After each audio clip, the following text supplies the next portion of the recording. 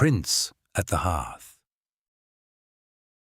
When the morning mist clung to the cliffs of Dürnbach, I had already been standing in the kitchen of the Steinbock Inn for 2 hours, kneading a lump of dough that obeyed me more readily than most people from my former life ever had. My name is Theron. I am 22 years old, a goat demi, a cook by conviction, and a prince only on paper now. I hid my short, backward-curving horns beneath a dark cap. My hooves clicked against stone, my horizontal pupils caught movements at the edges of my vision, and I could hear the crack of an overheated kettle before any human could. I stood more securely on narrow walls than I ever had on a courtly dance floor. Most importantly, I could taste bitter substances that others only noticed when it was already too late. And yet, that very gift had once failed to save me. 3 years ago, 7 envoys collapsed during my father's winter banquet. One of them died.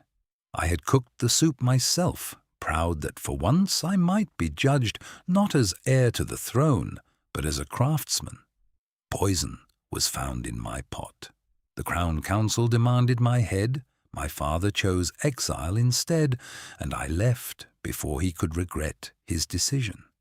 Since then, I had lived under the name Theron Dawn. I was patient with dough, generous with guests, and good at turning very little into something comforting. With people, I was more careful. Whenever an argument threatened, I withdrew before anyone else had the chance to do it first. My wish had become a small one, a kitchen of my own, a window above the stove, and a name that reminded no one of a poisoned banquet hall. That morning, the oven burst. A crack split across the clay dome, embers scattered over the floor, and I leapt onto the work table, reaching for a bucket of water. "Don't pour it on!" a stranger shouted. A slender man in a dust-covered coat rushed inside. His dark hair was tied back with leather, and hammers, wires, and small clay tiles hung from his belt. His hands were reddened from fire. "Water will split the whole dome apart," he said. "Sand." I smothered the embers with dry sand. The stranger knelt in front of the oven, pressed 2 fingers against the crack, and snorted. "River salt in the clay. Cheap workmanship." "The oven is older than you are." Then the cheap workmanship held up remarkably well.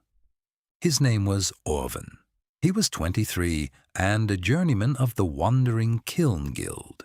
He built ovens, glazed storage vessels, and marked ceramics with heat seals. His voice sounded as though it had never learned how to ask permission. For the repairs, he demanded 8 silver coins, 3 meals, and unrestricted access to the kitchen hearth. My kitchen? The room where the oven happens to be. I disliked him immediately. Orven stayed for 12 days. He tore half the dome down, mixed clay with pumice, and placed his wet molds exactly where I wanted to chop herbs.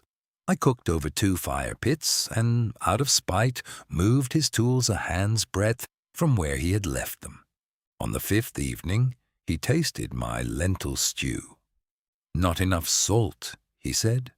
"Your tongue has been scorched by smoke. Your pride is more badly scorched." He added a pinch of salt, tasted it again, and pushed the bowl toward me. Unfortunately, he was right. Over time, I realized that Orven did not inspect everything out of vanity. He trusted things only after they had survived fire. He pressed, weighed, and scratched every lump of clay. He treated promises the same way. One night, I found him alone in the kitchen. 3 dark blue shards with silver lines lay in front of him. I recognized one of them immediately. It came from the royal winter tableware. "Where did you get those?" I asked. "From my father's belongings, Jorad Merrow."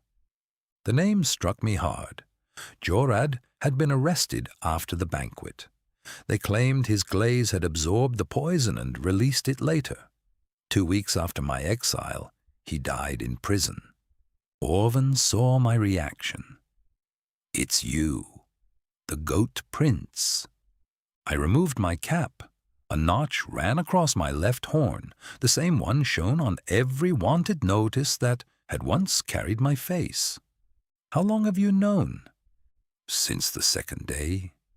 "And you said nothing?" "Neither did you." "I don't owe you the story of my life." "But perhaps you owe my father the truth." The shards lay between us like 3 years, broken into sharp pieces. Orven explained that Jorad had discovered the bowls had been sealed afterward with a powder. It contained moonlead, a rare ore that turned certain herbs poisonous when heated. Jorad had hidden notes about it, but had never found a sufficient sample. I had one. On the night I fled, I had stolen the base of one of the soup bowls from the washing room and hidden it ever since, inside the lining of my traveling case. Orven slammed his hand onto the table. "You've carried the evidence around for 3 years, while my father is remembered as a murderer?" I didn't know what it meant. "You could have found someone." "Who? The council that wanted me hanged?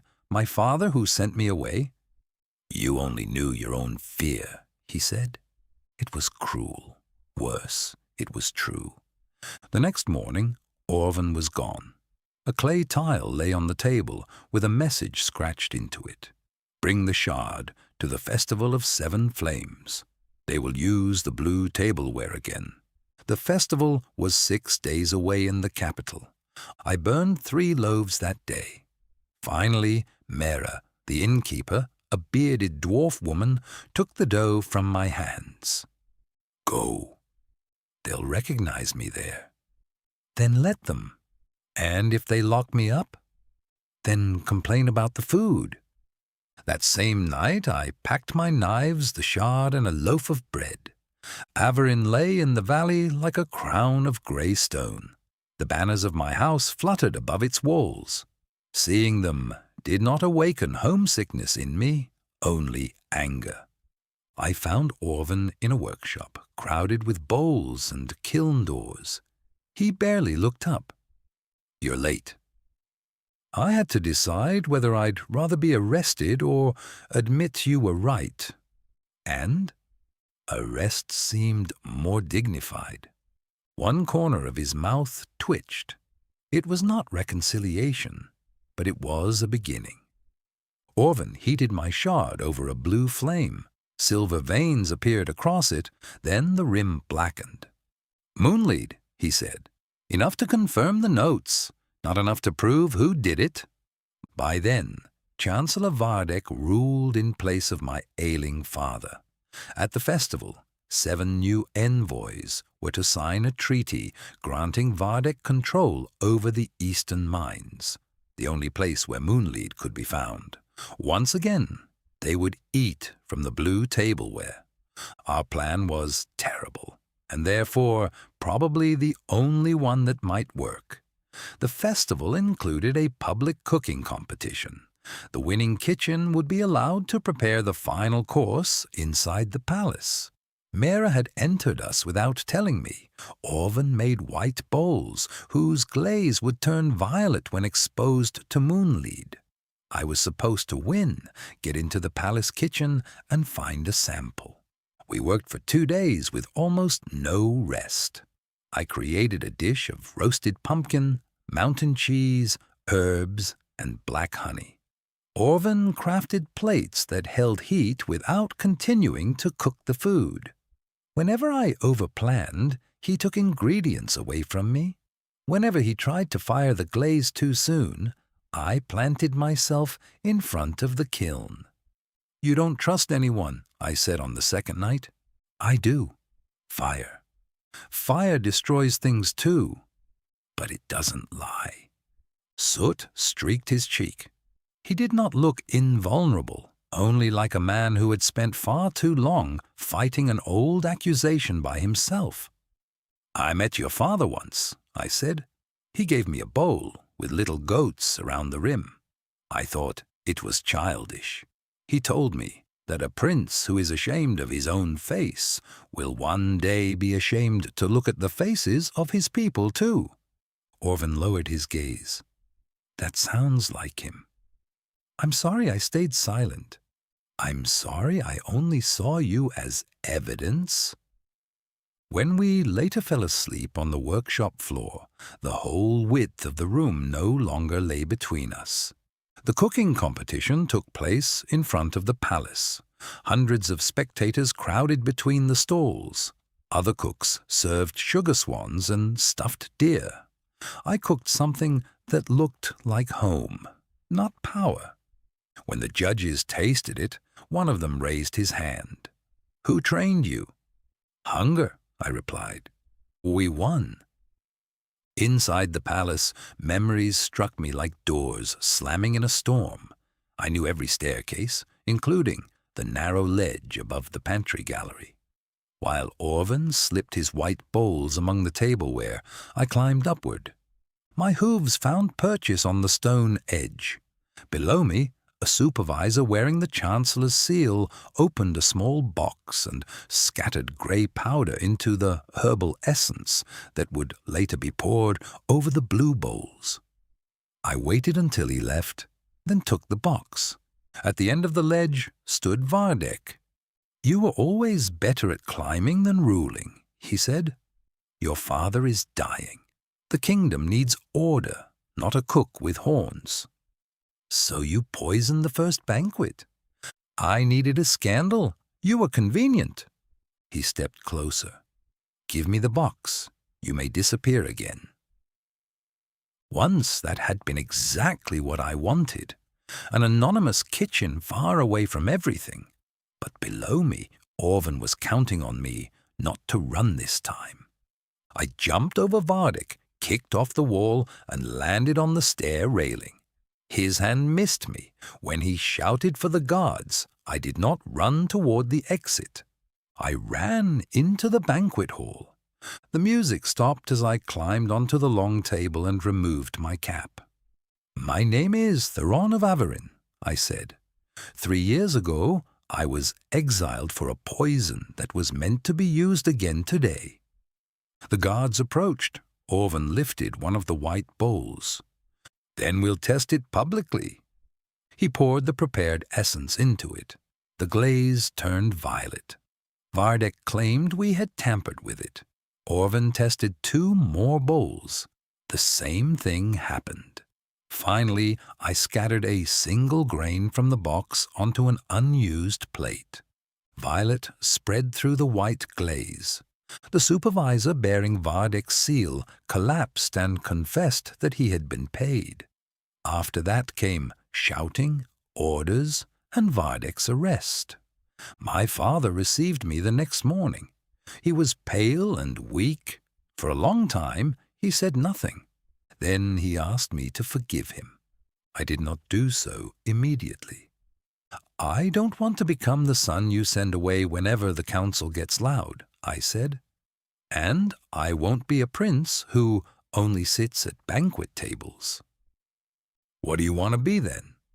I thought of Mera, the cracked oven, and Orven's fire-scarred hands. Someone who makes sure truth doesn't fail because it is inconvenient, and someone who is still allowed to cook. Later, I found Orven on the roof of the old pottery hall. Below us, the market fires glowed. Your father's name has been cleared, I said. I know. Vardek will stand trial. I know. You're very talkative today. I'm waiting to find out whether you're going to disappear again. I sat down beside him. I'm staying for now. Not because they want me back, but because, for the first time, I'm making the choice myself. His shoulder touched mine deliberately and lightly. And what else are you choosing? He asked.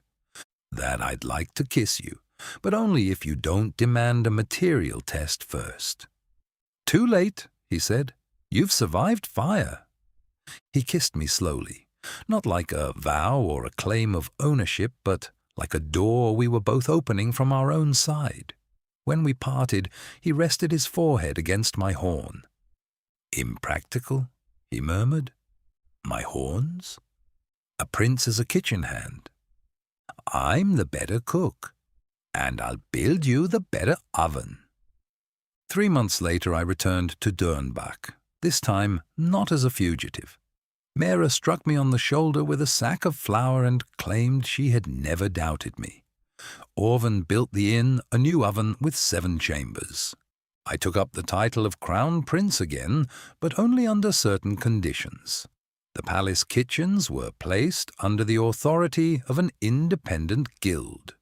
Jorad Merrow's name was carved into the Hall of Master Craftsmen.